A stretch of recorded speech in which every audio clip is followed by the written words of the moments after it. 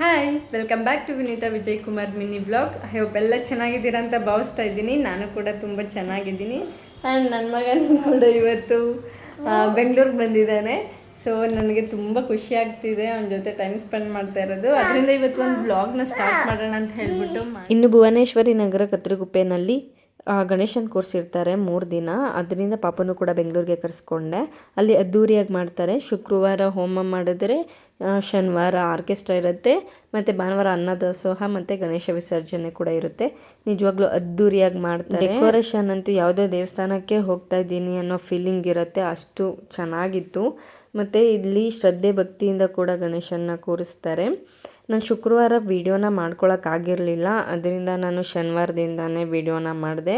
Complete decoration video ಎಲ್ಲನೂ ಮಾಡಿದೆ. ಇನ್ನು ಆರ್ಕೆಸ್ಟ್ರಾ ಕೂಡ ಸ್ಟಾರ್ಟ್ ಆಗಿತ್ತು.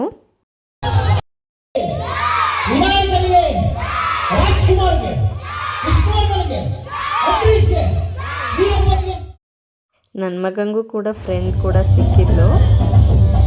ಇನ್ನು ನನ್ನ ಮಗನೂ ಡ್ಯಾನ್ಸ್ ಮಾಡಲಿ ಅಂತ ಹೇಳಿಬಿಟ್ಟು ಸ್ಟೇಜ್ ಮೇಲೆ ಬಿಟ್ಟರೆ ಅವನು ಎದುರುಕೊಂಡು ಯಾವ ಥರ ಡ್ಯಾನ್ಸು ಮಾಡಿಲ್ಲ, ಬಂದುಬಿಟ್ಟ.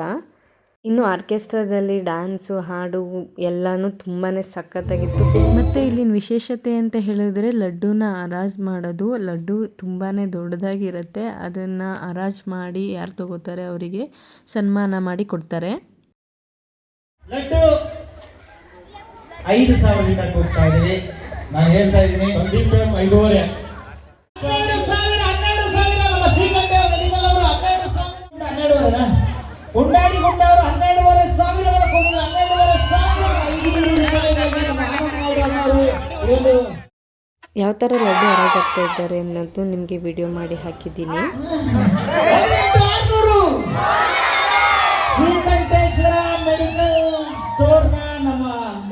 ಇನ್ನು ಲಡ್ಡು ಹರಾಜ್ಗೆ ಹೋಗಿ ತಗೊಂಡವ್ರಿಗೆ ಸನ್ಮಾನ ಕೂಡ ಮಾಡ್ತಾರೆ. ಹೀಗೆ ಪ್ರತಿ ವರ್ಷ ಕೂಡ ಲಡ್ಡು ಹರಾಜೆಲ್ಲ ಮಾಡ್ತಾರೆ. ಇನ್ನು ನಮ್ಮ ಮನೆಯವರು ಅವ್ರ ಫೇವ್ರೆಟ್ ಸಾಂಗ್ ಕೂಡ ರಿಕ್ವೆಸ್ಟ್ ಮಾಡಿದ್ರು. ಅದನ್ನ ಎಷ್ಟು ಎಂಜಾಯ್ ಮಾಡಿ ಕೇಳ್ತಾ ಇದ್ರು ಅಂತ ಹೇಳಿದ್ರೆ ನೀವೇ ನೋಡಿ, ಅದನ್ನು ಹಾಕಿದ್ದೀನಿ.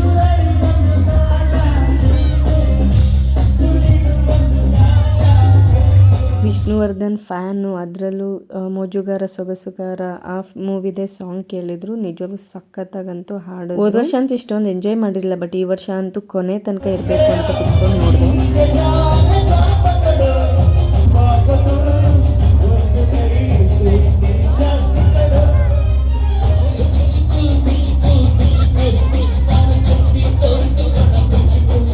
ಇದು ಬ್ಲೂ ಬಾಯ್ಸ್ ಟೀಮ್ ಅಂತ ಹೇಳಿ ಲಾಸ್ಟಲ್ಲಿ ಅವರು ಕೂಡ ಡ್ಯಾನ್ಸ್ ಮಾಡಿದ್ರು. ಇವರೇ ಗಣೇಶ ಎಲ್ಲ ಕೂರಿಸೋದು.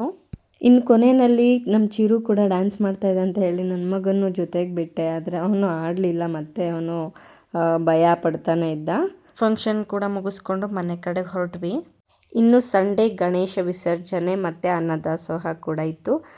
ಹೇಳ್ಬೇಕು ಅಂದರೆ ಸುಮಾರು 2,500 ಜನಕ್ಕೆ ಆಗುವಷ್ಟು ಅನ್ನದಾನ ನಡೀತು. ಮಧ್ಯಾಹ್ನ ಅನ್ನದಾನ ಆದರೆ ಸಂಜೆ ಗಣೇಶ ವಿಸರ್ಜನೆ ಕೂಡ ನಡೀತಾ ಇತ್ತು. ಇನ್ನು ತಮಟೆ ಸೌಂಡ್ ಅಂದರೆ ಯಾರಿಗಿಷ್ಟ ಆಗಲ್ಲ. ನಾನು ಕೂಡ ನನ್ನ ಮಗನ ಜೊತೆ ಒಂದು ಸ್ಟೆಪ್ ಹಾಕೋಬಿಟ್ಟೆ. ಆಮೇಲೆ ಗಣೇಶನ ಪಲ್ಲಕ್ಕಿ ಮೇಲೆ ಕೂರ್ಸೋಕ್ಕೆ ತೊಗೊಂಡು ಬಂದರು. ನಿಜವಾಗ್ಲೂ ಎಷ್ಟು ಅದ್ಧೂರಿಯಾಗಿ ಪಲ್ಲಕ್ಕಿನ ರೆಡಿ ಮಾಡಿದರು ಅಂತ ಹೇಳಿದ್ರೆ, ಆ್ಯಕ್ಚುಲಿ ಅದನ್ನು ನಾನು ಫಸ್ಟ್ ಟೈಮ್ ನೋಡಿದ್ದು. ತುಂಬ ಕ್ರಿಯೇಟಿವ್ ಆಗಂತೂ ಇತ್ತು. ಪಲ್ಲಕ್ಕಿ ಶಿವ ಪಾರ್ವತಿ ಮತ್ತು ಸಿಂಹಗಳು, ಅದರಲ್ಲಿ ಏನಂತ ಹೇಳಿದ್ರೆ ಕಣ್ಣು ತೆಗೆಯೋದು, ಕೈಯಲ್ಲಿ ಅಲ್ಲಾಡಿಸೋದು ಆ ಥರ ಎಲ್ಲ ಇತ್ತು ಪಲ್ಲಕ್ಕಿನಲ್ಲಿ. ಅದು ನೋಡೋಕ್ಕಂತೂ ಸೂಪರಾಗಿತ್ತು. ಆಮೇಲೆ ಪಟಾಕಿ ಅಂತೂ ಕೇಳಂಗೆ ಇಲ್ಲ, ಅಷ್ಟು ವೆರೈಟಿ ಪಟಾಕಿಗಳು. ನನ್ನ ಮಗಂಗಂತೂ ಹಬ್ಬನೇ ಆಗಿಬಿಟ್ಟಿತ್ತು. ಪಟಾಕಿ ನೋಡಿದ್ರೆ ಹೆದರ್ಕೊಂತಿದ್ದ, ಬಟ್ ಇಲ್ಲಿ ಆ ಪಟಾಕಿ ನೋಡಿಬಿಟ್ಟು ನಮಗೆ ತೋರಿಸ್ತಾ ಇದ್ದ ಅಲ್ಲಿ ಇಲ್ಲಿ ಅಂತ ಹೇಳಿಬಿಟ್ಟು. ಸೊ ನಾನು ಅದನ್ನೆಲ್ಲ ಕ್ಯಾಪ್ಚರ್ ಮಾಡಿಕೊಂಡೆ. ಸುಮಾರು 10:30ವರೆಗೂ ಮೆರವಣಿಗೆ ಕೂಡ ನಡೀತು.